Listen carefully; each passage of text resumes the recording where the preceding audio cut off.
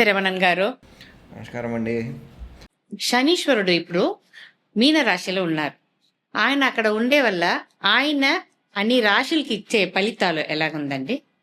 శనీశ్వరుడు అనగానే ఒక భయం ఉంటుంది అందరిలో. అది ఎందుకని మనకు తెలియదు. కాకపోతే ఏంటంటే భయం అక్కర్లేదు నేను చెప్పేది. శనీశ్వరుడు క్యారెక్టర్ అని చెప్పేటప్పటికి మనకి బేసిక్గా ఆయనకి టైటిల్స్ అని చెప్తాం. టైటిల్స్ అని చెప్తే మనకి ఆయన్ని కర్మకారకుడు అంటాం, అదేలాగా ఆయుకారకుడు అంటాం. ఈ రెండు టైటిల్స్ మేజర్ టైటిల్స్ ఆయనది. సో మనకి ఆయు లేకుండా ఏమీ లేదు కదా, ప్రాణాలతో ఉంటే కదా అన్ని విషయాలు మనం ఎంజాయ్ చేసేది. సో ఆ ప్రాణానికి మన దగ్గర ఉండడానికి, మన ఆయు ఇంక్రీజ్ అవ్వడానికి ఫస్ట్ ఇంపార్టెంట్ ఫ్యాక్టర్ ఏంటంటే శనీశ్వరుడు. అదేలాగా కర్మకారకుడు, మన చేసే కర్మానికి తగిన ఫలితం మనకి ఇచ్చేటువంటి మేజర్ ప్లానెట్ ఏంటంటే శనీశ్వరుడు. అదేలాగా మన కార్మిక్ డెట్స్, ఏది మనం కర్మ విడిచిపెట్టాం, ఏది మనం చెయ్యాలి అనేది డిసైడ్ చేసేది శనీశ్వరుడు. బేసిక్గా ఈయన టఫ్ టీచర్ అని చెప్తాం, వెరీ పేషెంట్ టీచర్ అని చెప్పొచ్చు. టఫ్ టీచర్ అని చెప్తే ఎలాగంటే డిసిప్లిన్ ఆయన చూస్తారు, అదేలాగా మన కర్మాని మనం చేస్తున్నామా లేదా అని చూస్తారు. అది చేయలేదంటే మనకి నో ప్రాబ్లం, మళ్ళీ చేయండి మళ్ళీ చేయండి మళ్ళీ చేయండి అని చెప్పి టైం పీరియడ్ ఇస్తూ పోతారు. సో ఈ ఎక్స్టెన్షన్ ఉన్నంత వరకు మనకి ప్రాబ్లమాటిక్గా తెలుస్తూ ఉంటుంది, మనకి పేషెన్స్ పోతుంది, ఆయనకి పోదు. అదేలాగా చూస్తే మనకి మేజర్ పొజిషన్స్, మనకి 7.5 సాటర్న్ వచ్చేటప్పటికి అందరూ 7.5 స్టార్ట్ అయింది అనుకుంటాం. కాకపోతే ఏంటంటే ఈ 7.5 ఇయర్స్లో step by step improvement, progress, change అన్నది మన జీవితంలో వస్తుంది. ఆ చేంజ్ ఆ 7.5 ఇయర్స్ తర్వాత మనం చూస్తే మనకు తెలుస్తుంది, ఆహా మనం ఇక్కడ స్టార్ట్ అయ్యాము, ఇప్పుడేమో ఇంత చేంజెస్ వచ్చాయి మనలో అన్న ఒక పాజిటివ్ విషయం కూడా ఈ శనీశ్వరుడు ఒక పీరియడ్ మనకు చెప్తుంది. అదేలాగా చూస్తే మనకి శనీశ్వరుడు కర్మకారకుడు కాబట్టి అన్ని కర్మాల్లో, శుభకర్మ అయినా అశుభకర్మ అయినా అందులో ఆయన చేయి ఉండాల్సిందే. పెళ్ళి అవ్వడం, పిల్లలు పుట్టడం, అదేలాగా మనకి వాహనాలు కొనడం, ఇల్లు కట్టడం, గృహప్రవేశం చేయడం, అన్నప్రాసనం చేయడం, ఏ కర్మ అయినా అందులో ఆయన చేయి ఉండాల్సిందే. సో మన శుభకర్మ అప్పుడు శనీశ్వరుడు వచ్చేసారా అని చెప్తే అది తప్పు, ఆయన ఉంటేనే అది సక్సెస్ఫుల్గా ఉంటుంది. సో ఇదంతా మనకి మేజర్గా మనకి శనీశ్వరుడితో పాటు మనకి వచ్చేటువంటి పాజిటివ్ విషయాలు, ఇది మనం చూసుకోవాలి. సో భయపడక్కర్లేదు. తులారాశి వాళ్ళకి ఈ 2026 ఎలాగుండబోతుంది?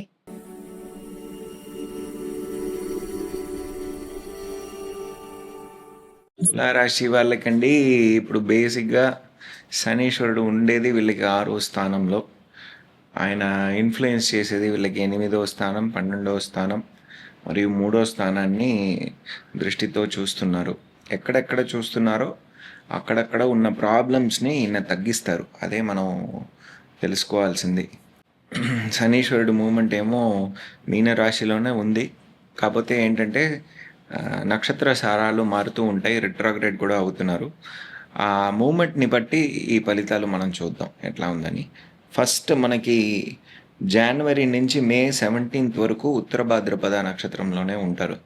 3rd and 4th క్వార్టర్లో స్ట్రైట్ మోషన్లో ఉంటారు. ఆ టైం పీరియడ్లో ఏంటంటే ఆయన చూసే స్థానం అవన్నీ ఇన్ఫ్లుయెన్స్ చేస్తారు, కానీ ఎక్స్ట్రాగా మనకు వచ్చేది మేజర్గా ఏంటంటే వీళ్ళ రాశిని కూడా, తులారాశిని కూడా ఇన్ఫ్లుయెన్స్ చేస్తారు. కాబట్టి వీళ్ళ ఆరోగ్యం అన్నది బెటర్ అయిపోతుంది, ఆరోగ్యపరంగా ఏదైనా ప్రాబ్లమ్స్ ఉంటే అది తెలిసిపోతుంది, దానికి తగ్గట్టు వీళ్ళు యాక్షన్స్ తీసుకోవచ్చు. అదేలాగా వీళ్ళది 4వ స్థానాన్ని కూడా ఇన్ఫ్లుయెన్స్ చేస్తారు, మకర రాశిని కూడా ఇన్ఫ్లుయెన్స్ చేస్తారు. కాబట్టి ప్రాపర్టీస్ ఏదైనా కొనుక్కోవాలి అనుకుంటే ఈ టైం పీరియడ్లో కొనుక్కోవచ్చు, వీళ్ళ అమ్మగారు ఆరోగ్యం బెటర్ అయిపోతుంది. అదేలాగా వీళ్ళు ఏదైనా వాహనాలు కొనాలి అనుకున్నా వీళ్ళు కొనుక్కోవచ్చు ఈ టైం పీరియడ్లో. ఈ విషయాలు బోనస్గా జరుగుతుంది. దాని తప్ప మనకి రెగ్యులర్గా ఉన్నటువంటి 6వ స్థానాన్ని చూస్తున్నారు కాబట్టి లీగల్ బ్యాటిల్స్ అవన్నీ వీళ్ళు గెలిచే అవకాశాలు బాగున్నాయి. అదేలాగా వీళ్ళకి లోన్ ఫెసిలిటీస్ ఏదైనా కావాలంటే వీళ్ళకి దొరుకుతుంది. బేసిక్గా ఎంప్లాయీస్కి చాలా బాగుంటుంది, వాళ్ళకి ఒక రికగ్నిషన్, అటువంటి విషయాలు జరుగుతుంది. 8వ స్థానాన్ని చూస్తున్నారు కాబట్టి మనకి ప్రెగ్నెన్సీ రిలేటెడ్ ఇష్యూస్ ఏదైనా ఉంటే అది తెలిసిపోతుంది. ప్రెగ్నెన్సీ రిజల్ట్స్ అన్నీ పాజిటివ్గా వచ్చే అవకాశాలు కూడా బాగుంది ఈ టైం పీరియడ్లో. అదేలాగా వీళ్ళ లైఫ్ పార్ట్నర్ దగ్గర నుంచి వచ్చే ఒక ఫినాన్షియల్ సపోర్ట్ కానీ, యాన్సెస్ట్రల్ ప్రాపర్టీ నుంచి వచ్చే ఇన్కమ్ కానీ వీళ్ళకి వచ్చే అవకాశాలు బాగున్నాయి. ఇదంతా మనం 12వ స్థానాన్ని కూడా చూస్తున్నారు అన్నప్పుడుకి మనకి ఎక్స్పెండిచర్ అన్ని తగ్గించే ఒక అవకాశం ఈ టైం పీరియడ్లో బాగుంది. ఇది మనం బేసిక్గా ఫస్ట్ ఫేజ్లో మనం చూసుకోవచ్చు. మే 17th నుంచి జూలై 27th వరకు ఉన్న టైం ఏంటంటే ఈయన రేవతి నక్షత్రంలోనే ఉంటున్నారు. కాకపోతే ఏంటంటే జూలై 27 తర్వాత రిట్రోగ్రేడ్ అవుతారు. అంతవరకు ఉన్న టైం ఎట్లా ఉంటుందంటే వీళ్ళకి మ్యాక్సిమం రాశులన్నింటినీ ఇన్ఫ్లుయెన్స్ చేస్తారు. వీళ్ళ 9వ స్థానాన్ని ఇన్ఫ్లుయెన్స్ చేస్తారు కాబట్టి వీళ్ళకి ఫారెన్కి వెళ్ళే ఆపర్చునిటీస్, వీళ్ళకి ఒక ఉద్యోగంలో ఒక రికగ్నిషన్ రావడం, ఒక హయ్యర్ పోస్ట్లో వీళ్ళకి క్యాడర్ వేయడం, అటువంటి విషయాలు వీళ్ళకి జరగచ్చు. అదేలాగా వీళ్ళకి ఏదైనా ప్రాపర్టీస్ కొనుక్కునే అవకాశాలు, లేకపోతే వచ్చే అవకాశాలు, భాగ్యంగా వచ్చే అవకాశాలు వీళ్ళకి బాగుంది. వీళ్ళ 12వ స్థానాన్ని బాగా ఇన్ఫ్లుయెన్స్ చేస్తారు కాబట్టి ఎక్స్పెండిచర్ అనేది ఈ టైం పీరియడ్లో చాలా ఎక్కువగా ఉండే అవకాశాలు బాగున్నాయి. 4వ స్థానాన్ని, 3వ స్థానాన్ని రెండింటిని ఇన్ఫ్లుయెన్స్ చేస్తారు. ఎక్కువగా చెప్తే మనకి 3వ స్థానాన్ని ఇన్ఫ్లుయెన్స్ చేస్తారు కాబట్టి కొత్త విషయాలు ఏదైనా వీళ్ళు ప్రారంభించవచ్చు. బిజినెస్ పరంగా కానీ ఏదైనా ఒక విషయం ప్రారంభించవచ్చు. ప్రాపర్టీ ఏదైనా సేల్ చేయాలి అనుకుంటే ఈ టైం పీరియడ్లో సేల్ చేయొచ్చు. ఈ విషయాలు ఈ టైం పీరియడ్లో జరుగుతుంది. మేజర్గా లోన్ అటువంటి విషయాలు నెక్స్ట్ ఫేజ్లో రిట్రాగ్రేడ్ అయ్యే టైం పీరియడ్లో మనకి జూలై 27th నుంచి అక్టోబర్ వరకు ఉంది. కాకపోతే ఏంటంటే ఆగస్ట్ 2 వరకు ఉన్న పీరియడ్, రేవతిలోనే ఉన్న పీరియడ్ మనం చూసుకుంటే ఆ టైం పీరియడ్లో కనుక వీళ్ళు లోన్ ఏదైనా ఆ రిట్రోగ్రేడ్ టైంలో తీసుకోవాలి అనుకుంటే కొద్దిగా ఇబ్బందిగా ఉండొచ్చు. అదేలాగా వీళ్ళకి వచ్చే లాభాలు కొద్దిగా ప్రాబ్లమాటిక్గా ఉండొచ్చు.